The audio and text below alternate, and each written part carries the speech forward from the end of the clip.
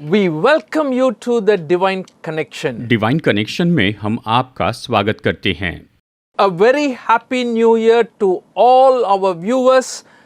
This 2026 may it be a great blessing to you and your family. हमारे सभी दर्शकों को ये नया साल बहुत बहुत मुबारक हो। ये 2026 आपके लिए और आपके परिवार के लिए बहुत ही आशीषमय ऐसा वर्ष हो। इस साल की आप सबको शुभकामनाएं।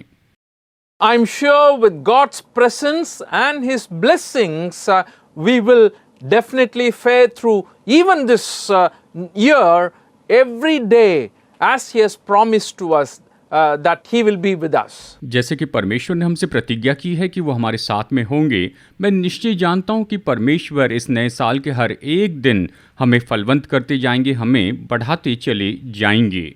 You know, every time we start a year, I really am grateful and I am amazed at the way Jesus Christ made an impact in the history of the world. जैसे हम नए साल में प्रवेश करते हैं, मैं हैरान हो जाता हूँ इस बात को देखकर कि हमारे प्रभु यीशु मसीह ने इस संसार के इतिहास पर कैसा प्रभाव डाला है।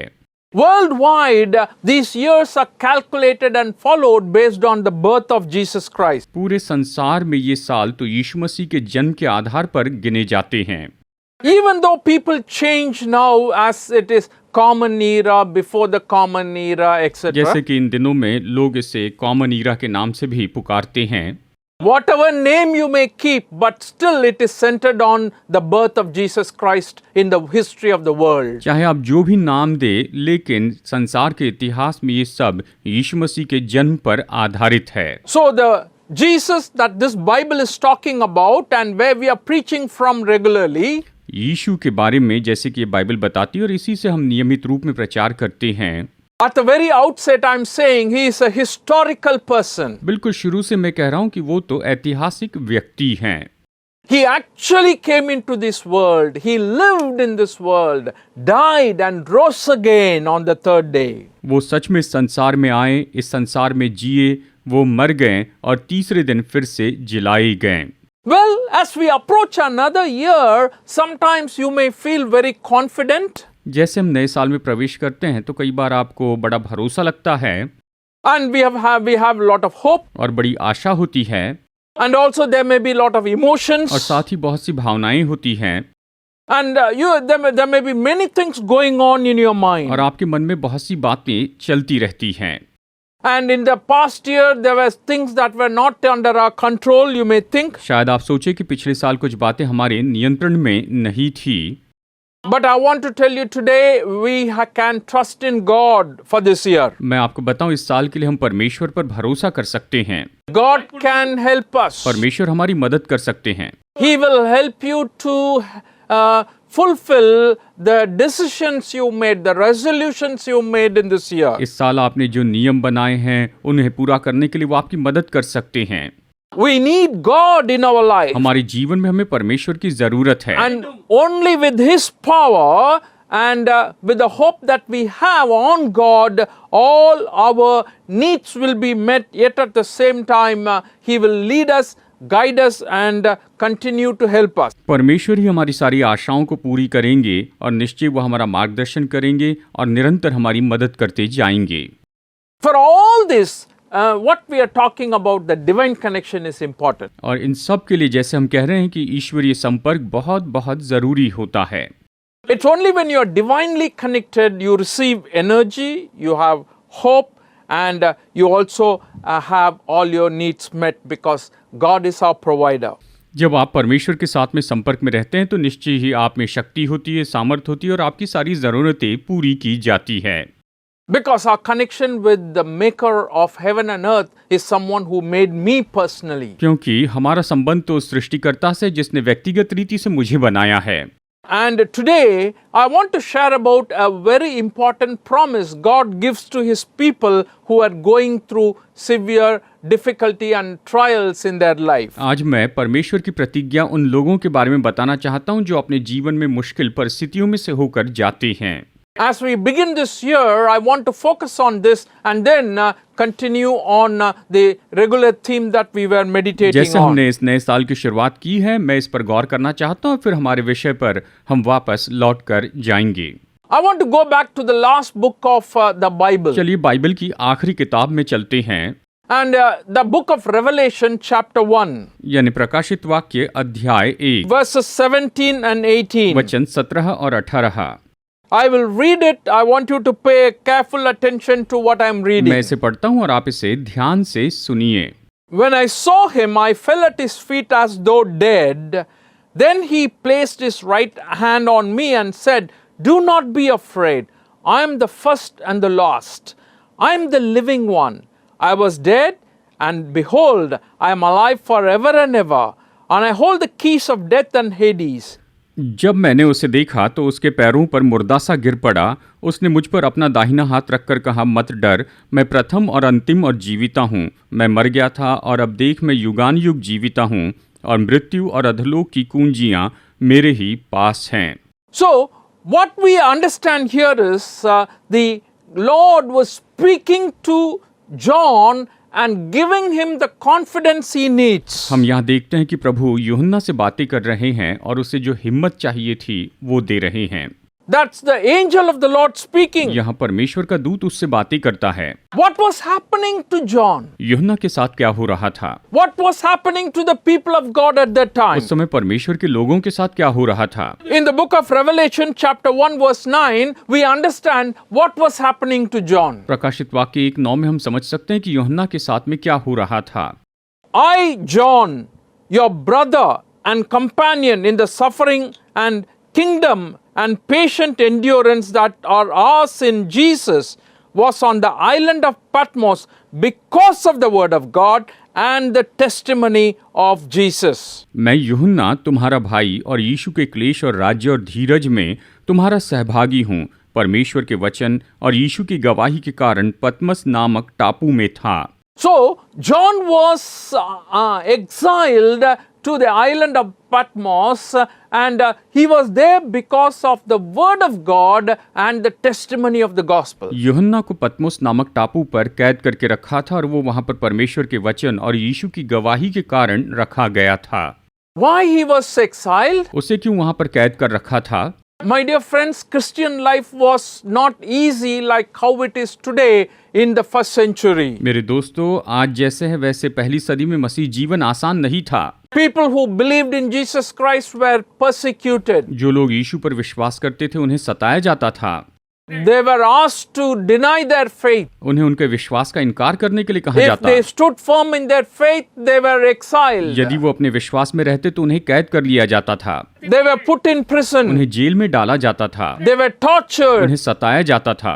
Why this was happening? ये सब क्यों हो रहा था? You know, that was the context in which the book of Revelation was written. ऐसे ही समय में प्रकाशित वाक्य की किताब लिखी गई। It was written to churches that were being persecuted. सताई गई कलीसियाओं के लिए ये लिखा गया। They were going through pain and suffering because of their faith. वो अपने विश्वास के कारण दुख और दर्द और सताव से जा रहे थे।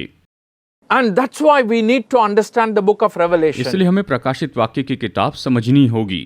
Our context may become something like that in the future. भविष्य में शायद हमारा जीवन भी इसी तरह से हो जाए। And God is there to help us, of course. और अवश्य ही परमेश्वर हमारी मदद के लिए हैं। God always encourages His. परमेश्वर हमेशा अपने लोगों को प्रोत्साहित करते हैं। He is not simply removing the persecution and वो suffering, केवल सताव और दुखों को दूर नहीं करते, but in the midst of suffering, He says, "My presence is there, my help is there, I am there to be with you." लेकिन उस सारे दुखों के बीच में वो कहते हैं कि मेरी उपस्थिति तुम्हारे साथ है, मैं तुम्हारे साथ तुम्हारी मदद के लिए हूँ। So, if you have not read this book, I want to encourage you to read this book. अगर आपने ये किताब नहीं पढ़ी है तो मैं आपको प्रोत्साहित करता हूँ कि आप इसे पढ़िए। Of course, some people read only the book of Revelation. अवश्य ही कुछ लोग केवल प्रकाशित वाक्य ही पढ़ते हैं। Majority of people don't care about it because they think we cannot understand this book. ज्यादातर लोग इसकी परवाह नहीं करते क्योंकि उन्हें लगता है कि हम इस किताब को नहीं समझ सकते हैं। But actually, this book is for God's people who are going through severe pain, suffering in their life because of their faith. असल में ये किताब तो उन लोगों के लिए जो अपने विश्वास के कारण दुख, तकलीफ और सताव में से होकर जाते हैं। So God did not write this to confuse his तो people. परमेश्वर ने अपने लोगों को गड़बड़ी में डालने के लिए नहीं लिखा है। He is writing to different churches. ये अलग अलग कलीसिया को वो लिखते हैं। He is writing to the churches in the province of Asia. आसिया के प्रांत में जितनी कलीसिया थी उन्हें वो ये लिखते हैं। Ephesus, Smyrna, Pergamum, Thyatira, Sardis, Philadelphia and Laodicea. Ephesus, मरना, पिरगमुन, थुआतीरा, सार्दिस, फिलाडेल्फिया और लौदीकिया को। And all these churches, they stood for their faith. और ये सब कलीसिया अपने विश्वास के लिए खड़ी रही। They objected the imperial cult that was common at that उन time. दिनों में सामान्य जो गलत शिक्षा थी उन्होंने उसका विरोध किया था And that's when they were persecuted. और इसीलिए तो उन्हें सताया गया था। And God's word is given here as a comfort to his people. परमेश्वर का वचन यहाँ पर अपने लोगों को तसल्ली के रूप में दिया गया है। So what does God say to his तो people? परमेश्वर ने अपने लोगों से क्या कहा?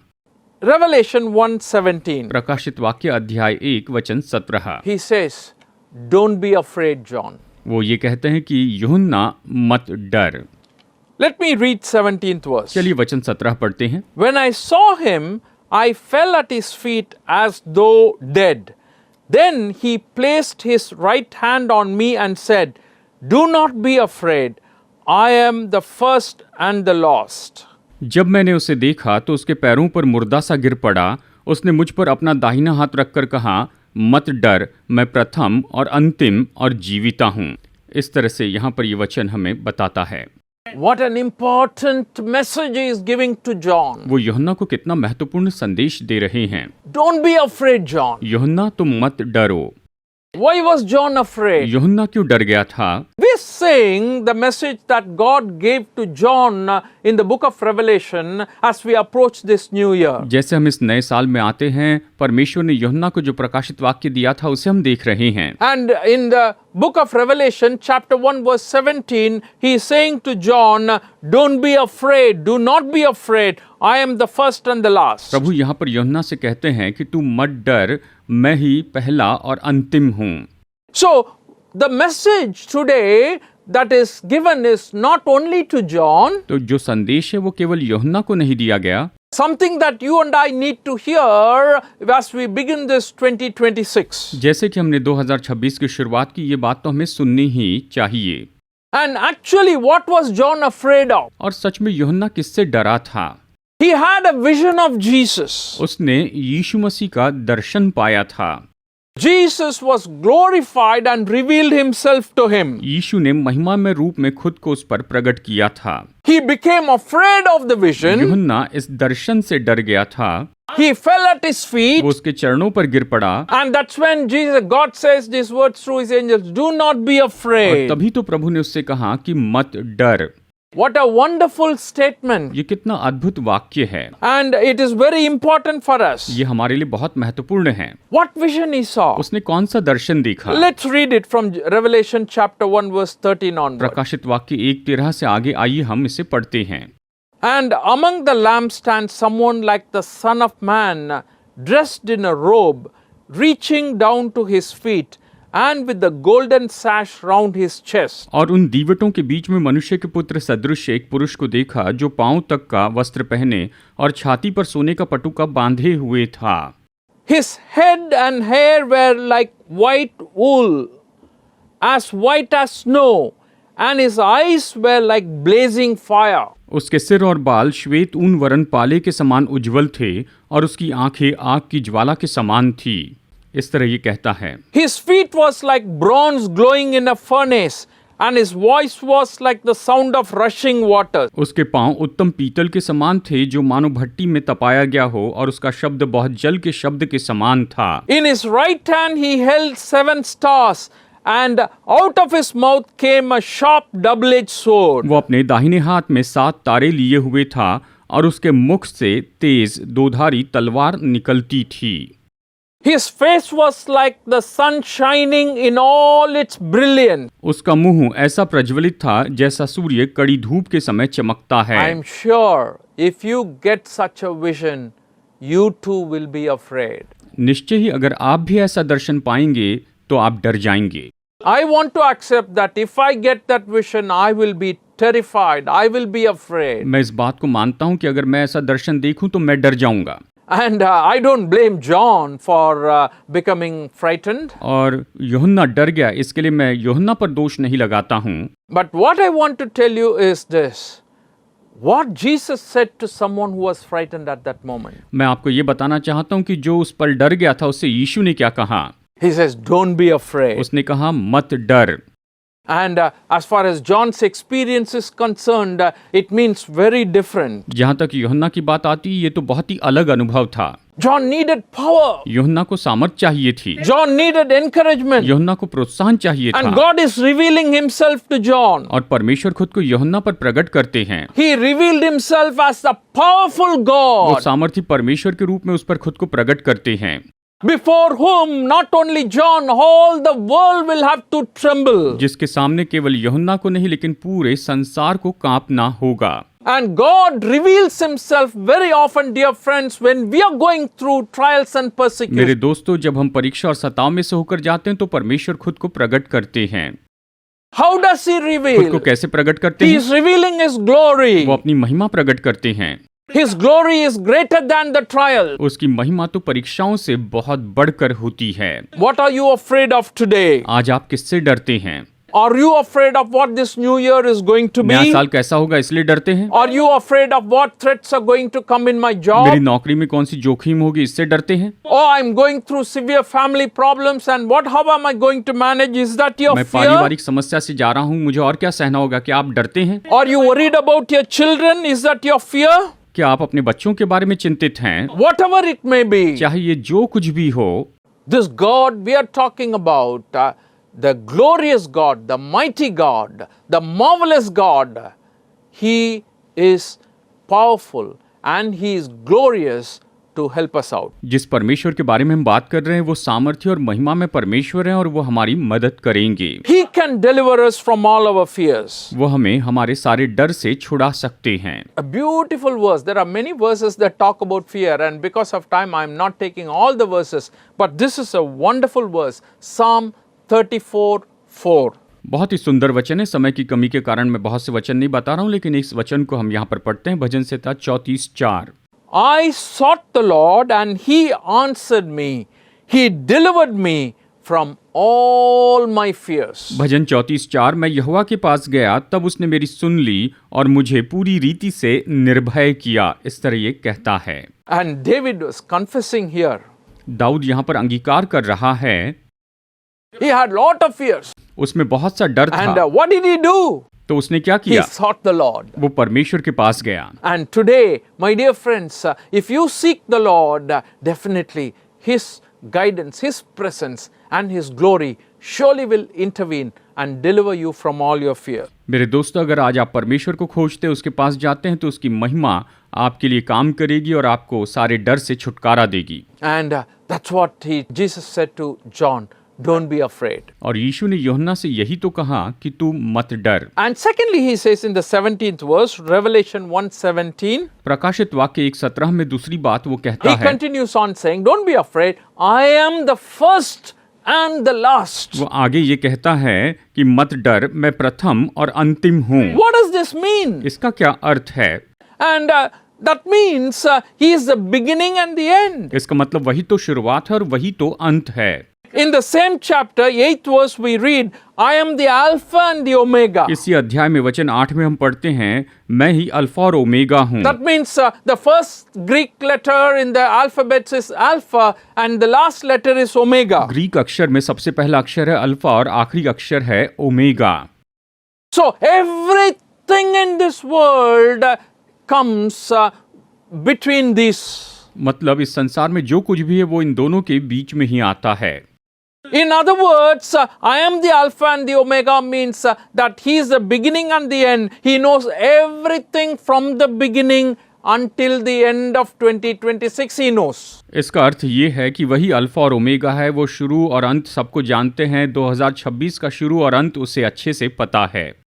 So when He says, I am the first and the last, I want you to understand, my God knows what is going to happen in 2026 already. जब वो कहते हैं मैं ही अल्फा और ओमेगा हूं, तो इसका मतलब ये है कि 2026 में जो कुछ भी होने वाला है मेरे परमेश्वर पहले से ही जानते हैं। For me, I am in the month of January. मेरे लिए मैं तो अभी जनवरी महीने में हूँ, But God knows December already. लेकिन परमेश्वर पहले से ही दिसंबर को जानते हैं, And that's why He can say, I am the Alpha and the Omega. और इसलिए वो कह सकते हैं कि मैं ही अल्फा और ओमेगा हूँ। What does that show to us? यह हमें क्या बताता है? This Jesus we are talking about is God, the Son of God. He is Almighty God. जिस यीशु के बारे में हम कह रहे हैं, ये परमेश्वर के पुत्र सर्वशक्तिमान परमेश्वर हैं। He is equal to God. वो परमेश्वर के तुल्य हैं, And He is the beginning. He was the one who was involved in the creation. और वही तो सृष्टि में जुड़े थे। And in the book of John 1 verses 1, 2 and 3 we read like this. In the beginning was the Word and the Word was with God and the Word was God. He was with God in the beginning. यूहन्ना 1:1 से 3 में हम पढ़ते हैं, आदि में वचन था और वचन परमेश्वर के साथ था और वचन परमेश्वर था, यही आदि में परमेश्वर के साथ था। By that I mean, dear friends, you and I can put our confidence in Him, our trust in Him. मैं ये कहता हूँ दोस्तों कि आप और मैं उस पर अपना भरोसा रख सकते हैं। We have a God who understands us. हमारे परमेश्वर हमें समझते हैं, There is nothing hidden from His eyes. उसकी नजरों से कुछ भी छिपा नहीं है। And finally He says in the 18th verse, Revelation 1:18. और फिर देखिए यहाँ पर वचन 18 के अंत में वो ये कहते हैं, I am alive and forever and never. अब देख मैं युगान युग जीवता हूँ। Hey, we need this message. हमें ये संदेश चाहिए। We have a God who is willing to help us. हमारे ऐसे परमेश्वर है जो हमारी मदद करने को And He is तैयार a है, living God. और वो जीवित परमेश्वर हैं। He is alive forever and ever. वो सदा सदा के लिए जीवित हैं। It means a lot to the children of God today. आज ये परमेश्वर की संतानों के लिए बहुत महत्वपूर्ण है। And I want you to note this. He says, I was dead, but now I am alive. मैं चाहता हूँ इस पर गौर कीजिए, ये कहता है कि मैं मर गया था लेकिन अब मैं जीवता हूँ। I am alive forever and ever. मैं सदा सदा के लिए जीवता हूँ।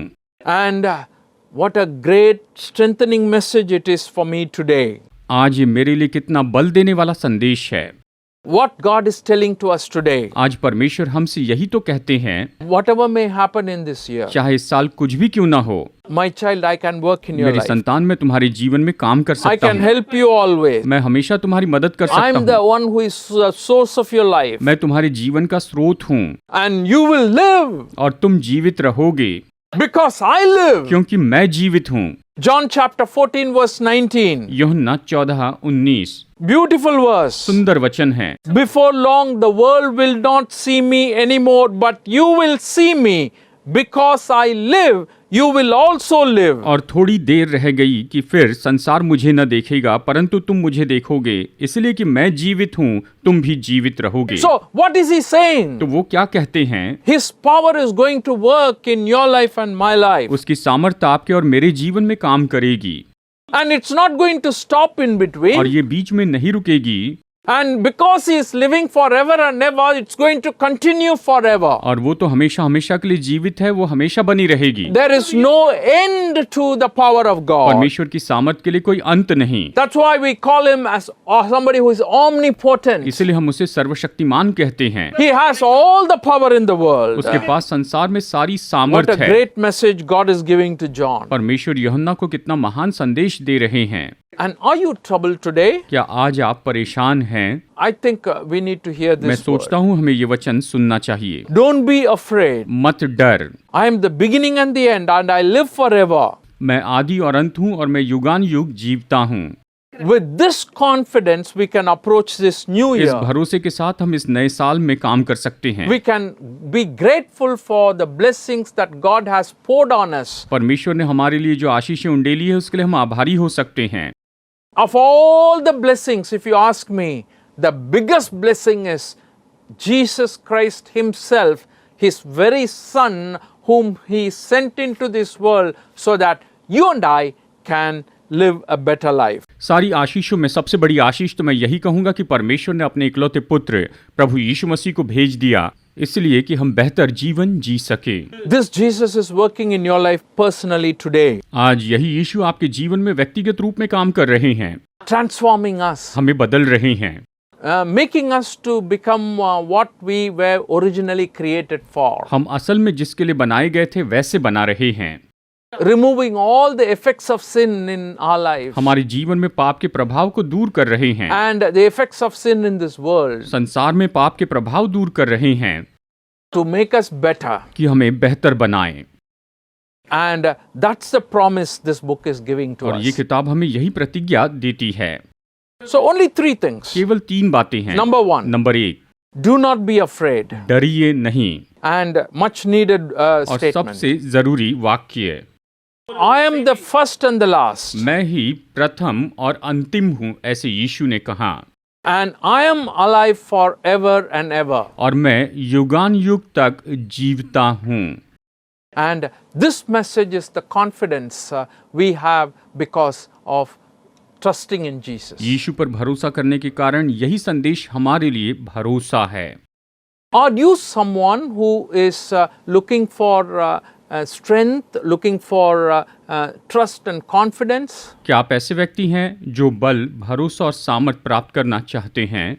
And this Jesus is the best option I can present to you today. ये यीशु ये सबसे उत्तम पर्याय है जो मैं आपको बताना चाहता हूँ। No other God has और said किसी like ने this. ऐसा नहीं कहा है।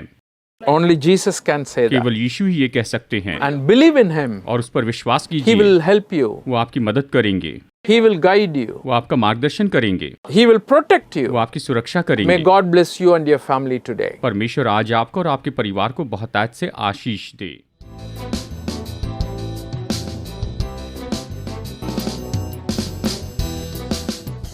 Study the Word of God in a private and personal way through our online study website. Contact number